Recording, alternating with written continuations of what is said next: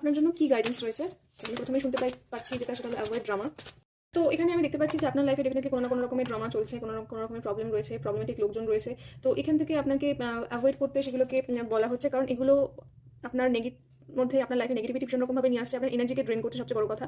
তো এখান থেকে আপনাকে একটু স্মার্ট ওয়েতে আপনার নিজের মধ্যে কিছু অ্যাটিটিউডের পরিবর্তন এনে সেখান থেকে আপনাকে যতটা সম্ভব ডিট্যাচ করা যায় নিজেকে, সেটার জন্য কাজ আপনাকে গাইড করছে। তো যাদের লাইফে ড্রামা রয়েছে কোনো না কোনো দিক থেকে সেগুলোকে অ্যাভয়েড করুন। এক্ষেত্রে কিছুজনের জন্য এটাও গাইডেন্স আসছে যে আপনাকে স্থান পরিবর্তন করতে বলছে কাজ, যদি আপনার পক্ষে সম্ভব হয় তাহলে যেখানে এই সমস্যাগুলো রয়েছে সেখান থেকে দূরে চলে যান।